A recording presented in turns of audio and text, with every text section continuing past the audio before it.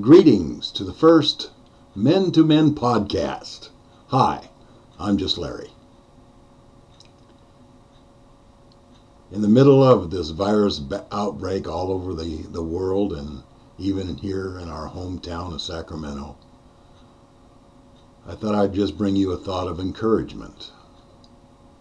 Something that's been on my heart for a number of weeks. Sometimes I really don't know where I'm going. I seem to wander from one project to the next.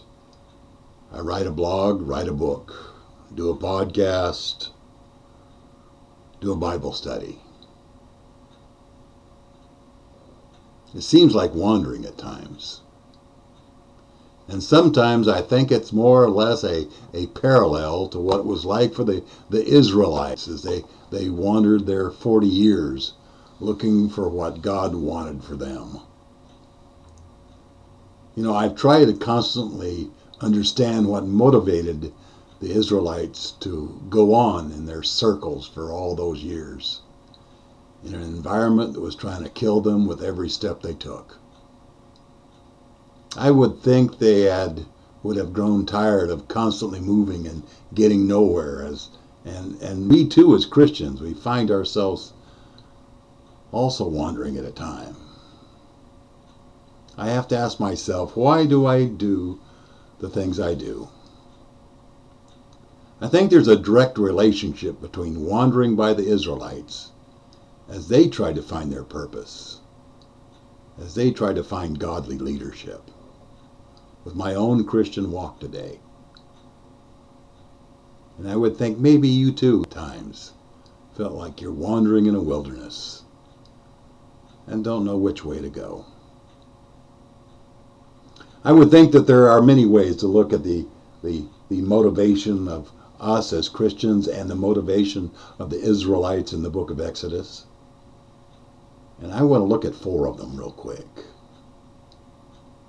The first one, the Israel in the wilderness were called to follow an external device, a manifestation of God in smoke and of fire. True, they had a leader, but even Moses was guided by these heavenly prompts. When the manifestation of God moved, so did the Israelites moved along in their path. It did not really matter what path these prompts pointed them toward. There was an inner belief that these manifestations, this existence of God, the presence of God, knew where they were going. And they were guided every mile, every year, and they followed the very presence of God. Yes, when the smoke moved, they moved. Following as they were pointed, they may well be characterized almost like we have as a mechanical device that we find in most cars, and that's a GPS. You know, when we want to go somewhere, we simply punch in a destination, and voila, there's a turn-by-turn guide to how to get to the church. It tells us when we will get there, and even if there's a delay in our path, we listen carefully to that voice telling us where to turn, what road to take, what exit to veer off on. Even the name and the number of the street or highway that's within our path is displayed for all to see. When our GPS gizmo tells me to turn, I make every effort to follow and fully expect that gizmo, that GPS knows better than the path I should have been able to figure out myself. Now, but there are times when I may well think that that's not right, or I can make my own path, or I know better than this, or I want to stop and get me a Diet Pepsi. But when I do, my loyal GPS gleefully reports, recalculating. This little disembodied voice does not say to me that this is not what I told you to do. Instead, this tiny gizmo realizes the place you are currently in and plans you a new path.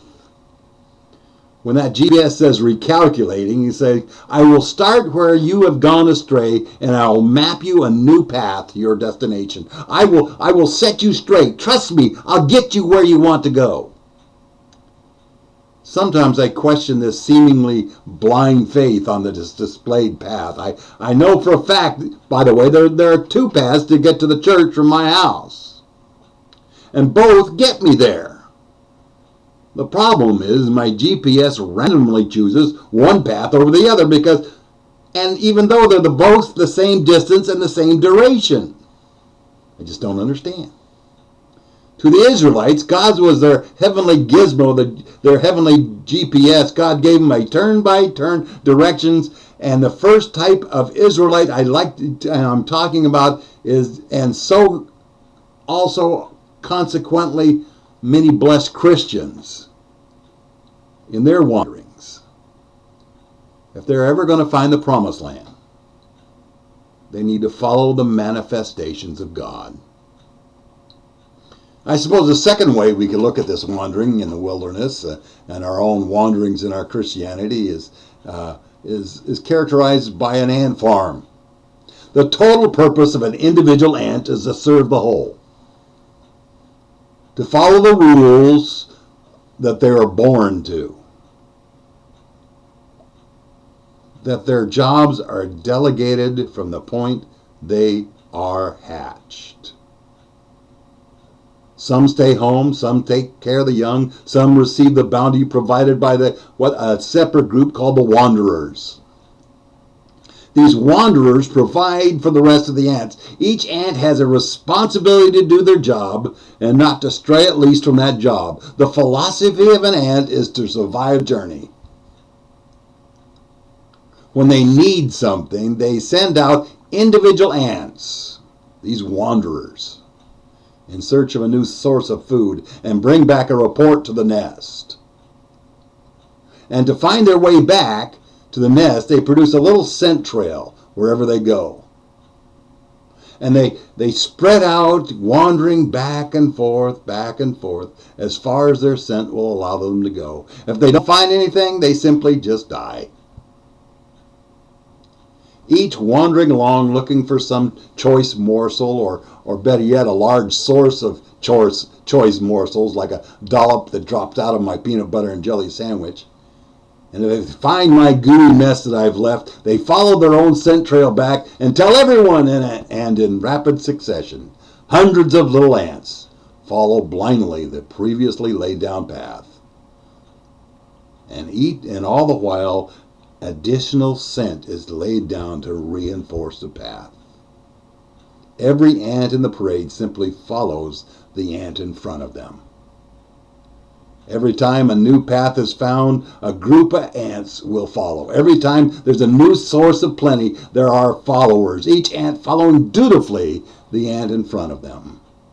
Now the problem arises when the lead ant, following that very faint trail the first time, loses that scent for just a moment, and he doesn't know which way to go. And so in that lost scent, and that point of misunderstanding, that point of wandering, he turns abruptly looking for the scent again. And all the while, every ant behind them in that long trail follows right behind. That lead ant repeats this turning until it finds the scent again. But the problem is, sometimes that lead ant runs across their own scent. And he turns to follow it. And doing so, they make a giant circle. And they go around and around and around, and each of them in succeeding circles. Every ant following in step, following the ant in front of them. The mindset of every ant in the parade is constantly follow the ant in front, knowing that he must know where he's going. Every ant following believes and accepts that follow the one in front. He knows where he's going. I'm convinced that path is the way we should go. And every trip in the grand circle, it just increases the scent, and they get more agitated, and they go around and around and around, and ultimately they simply die of exhaustion. a catastrophic end. Again, the Hebrews followed this round and round trail. The most of them who had experienced Egypt died. I think in the Christian walk we must keep the cloud in mind, not just the person in front. The third characteristic of those who would find themselves in the wilderness, trying to find God's will, Christians trying to find what they do next, is the model of the rebel. Now, the rebel mindset says to himself, there must be something more in my divine destiny of life. In the story of the Hebrews, in Exodus, these people would be called the grumblers. They grumbled about the quality of water, then the quantity of water, then the lack of food, then they grumbled with the lack of variety of the provided food. They complained not because there was then they complained because there was not enough water. They became dissatisfied with Moses in the mountain because he was taking too long. They were the first ones who say, make a God for ourselves. This rebel belief reveals itself with the trying and changing everything. They rail against the idea of we've always done it this way. They have this let me be first attitude. These rebel firsters keep saying, I will go faster. I will go higher. I will explore everywhere.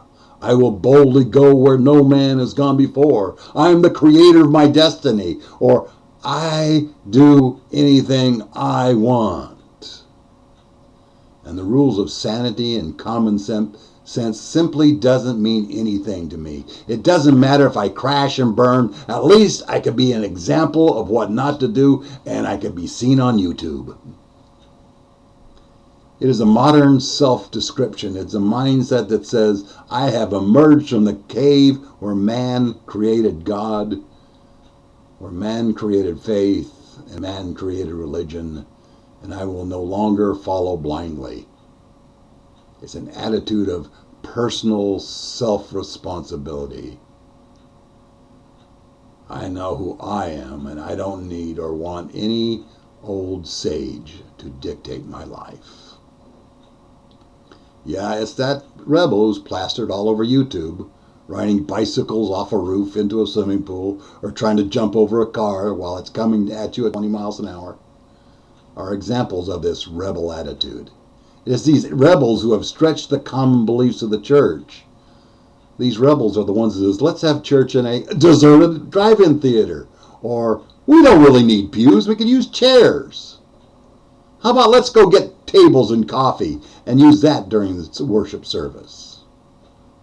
These were all once thought of as rebellious ideas. It's the, let me be the first. At least I will be cool about it. Sometimes these suggestions were good. But these rebels, they live by their own rules because everyone else seems to be stuck in a pattern. And that pattern is something they just can't live with. This rebel spirit believes and is willing to die for that belief. The rebel spirit is characterized by Columbus. He knew he was going somewhere. If he died along the way, so be it. Alan Shepard strapped himself to the back of a rocket to prove something not only to himself but to everyone that was going to follow him. It's not a question of lead or follow. It's just saying, I'm going and you stay out of my way. And like Evel Knievel and many of his copies, more often than not, they crashed and burned and crashed hard. I suppose the last group of wanderers are those who simply give up. You know, the fatalists? You know, the ones who says if we keep going day after day, we will ultimately die, so why go on?